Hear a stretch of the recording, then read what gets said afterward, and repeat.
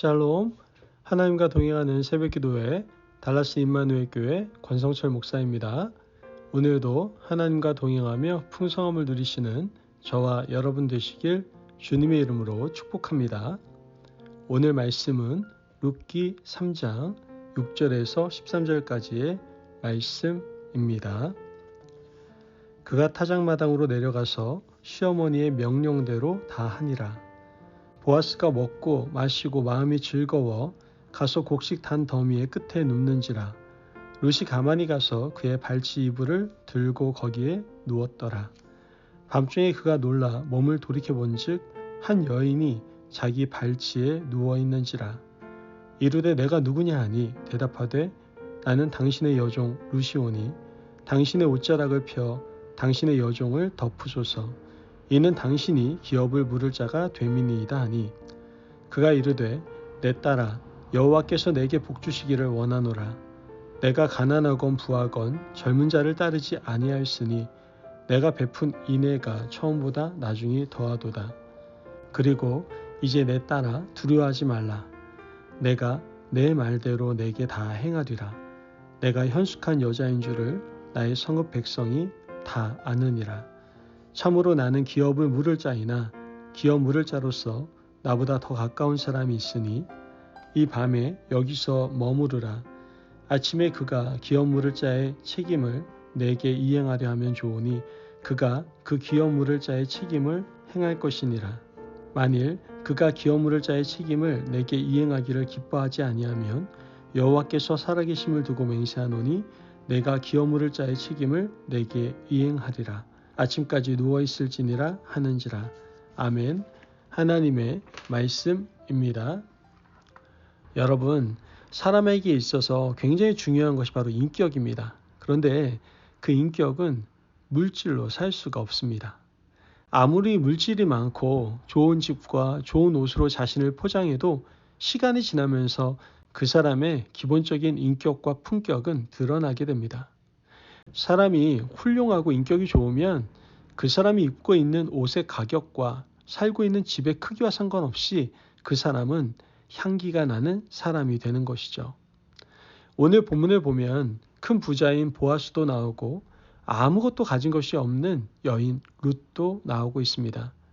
이 두 사람은 공통점이 있는데 그것은 바로 좋은 인격을 가진 사람들이었다라는 겁니다. 시어머니 나오미가 룻에게 한 가지 이야기를 들려줍니다. 그리고 그대로 행하라고 말을 하죠. 타작마당에서 타작을 마무리하는 시간이 되었습니다. 타작을 마무리할 때쯤 되면 주인이 종들과 함께 마당에서 야영을 하는 관습이 있었는데 오늘이 바로 그날이었던 겁니다. 나오미는 오늘 밤에 보아스가 마당에서 일꾼들과 함께 시간을 보내다가 깊은 밤이 되면 어디쯤 가서 누울 것이니 잘 보고 있다가 그 자리에 가서 먼저 누우라고 말을 해줍니다. 그리고 그 다음 일은 보아스가 알아서 할 것이라고까지도 말을 해주게 되죠. 어떻게 보면 오해하기 딱 좋은 행동입니다. 그러나 룻은 시어머니의 말 그대로 행했습니다. 깊은 밤이 되어 아무것도 모르던 보아스가 자리에 누웠다가 발치에 누워있는 한 여인을 발견하게 됩니다. 깜짝 놀랐습니다. 그리고 여인에게 묻습니다. 내가 누구냐? 이 질문에 룻은 자신이 누구인지를 밝히게 됩니다. 오늘 본문 11절에 12절 말씀이 바로 이 다음에 보아스의 대답인데요. 함께 보면 그리고 이제 내 딸아 두려워하지 말라. 내가 내 말대로 내게 다 행하리라. 내가 현숙한 여자인 줄을 나의 성읍 백성이 다 아느니라. 참으로 나는 기업을 물을 자이나 기업 물을 자로서 나보다 더 가까운 사람이 있으니. 말씀을 보면 보아스는 사람에 대해서 함부로 말하거나 평가하지 않았습니다. 여인에게 함부로 무안을 주지도 않았죠. 오히려 그녀를 안심시켜 주었습니다. 큰 소리를 내거나 그 밤에 타작마당에서 쫓아내지도 않았습니다. 타작마당에 여인이 들어온 것을 알면 야단이 날 텐데 여인을 쫓아내지 않고 오히려 안심을 시켜주는 것을 우리는 보게 되는 겁니다. 그리고 그뿐만 아니라 남자 가지고 있는 욕망도 절제를 하죠. 날이 밝으면 내가 기업 물을 자로서 두 번째 순위인데 첫 번째 순위에 있는 사람을 찾아서 그가 어떤 마음을 가지고 있는지 살펴서 내가 할 행동을 하겠다라고 말해 주었습니다. 이와 같이 보아스는 차분한 인격을 가진 사람이었습니다. 타인에 대한 깊은 배려가 있는 사람, 물질을 무기로 아나무인의 삶을 살지 않는 인격을 가지고 있었던 것이죠. 비천해 보이는 여인이라 하더라도 보아스는 그녀를 인격 대 인격으로 대접해 주었던 겁니다. 여러분, 오늘 우리가 만나는 모든 사람에게 좀 인격적으로 대하시기를 바랍니다. 그것이 하나님께서 원하시는 삶이고 그리스도인으로서 갖춰야 할 합당한 품격이기 때문입니다.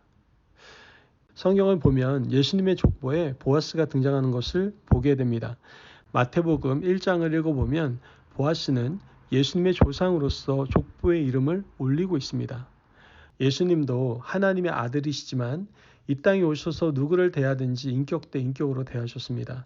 가난한 자든 부자든 병든 자든 배운 자든 못 배운 자든 오히려 예수님은 그들을 높여주시고 섬겨주시는 모습을 보여주셨죠.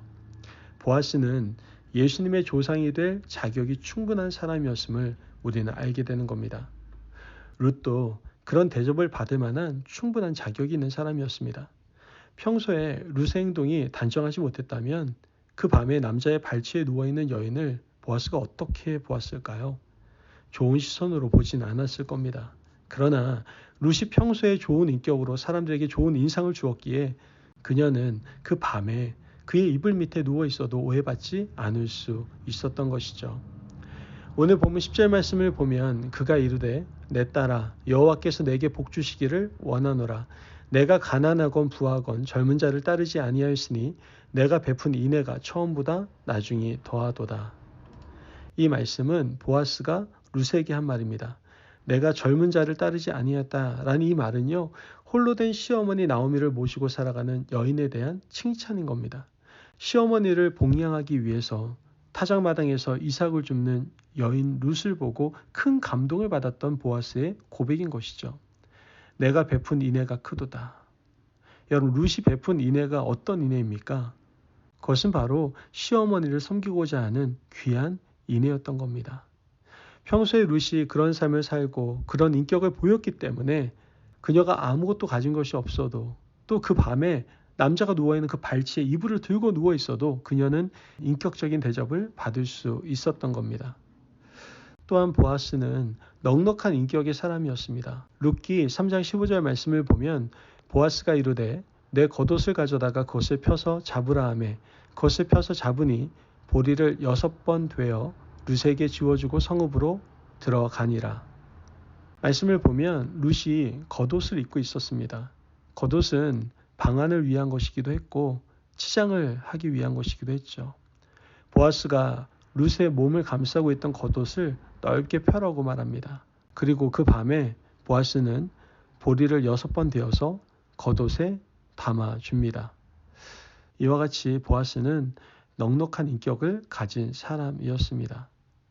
시어머니에게 돌아가야 하는데 빈손으로 갈 수 있겠느냐.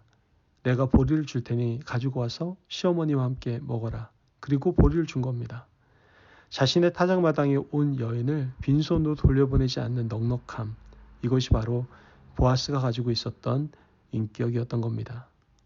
여러분, 우리가 오늘 만나는 사람들에게 따뜻한 한 끼 식사든 말의 칭찬이든 눈빛의 사랑이든지 행복을 전할 수 있는 그런 인격의 사람이 되시기를 간절히 바랍니다.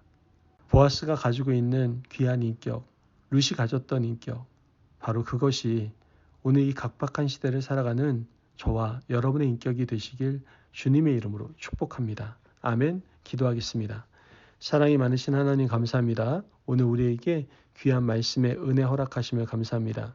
하나님, 우리가 보아스의 넉넉하고 넓은 인격을 품겠습니다. 또한 더 나아가 룻의 사랑과 인애 가득한 마음도 배우겠습니다. 이러한 인격을 가지고 이 각박한 시대를 따뜻한 시대, 하나님의 나라로 만들어갈 수 있는 저희들 되게 하여 주옵소서. 감사하며 예수님의 이름으로 기도합니다. 아멘. 오늘도 하나님과 동행하며 풍성함을 누리시는 저와 여러분 되시길 주님의 이름으로 축복합니다. 여러분, 우리 보아스와 룻과 같은 좋은 인격, 좋은 인간의 품위를 가지고 살아갑시다.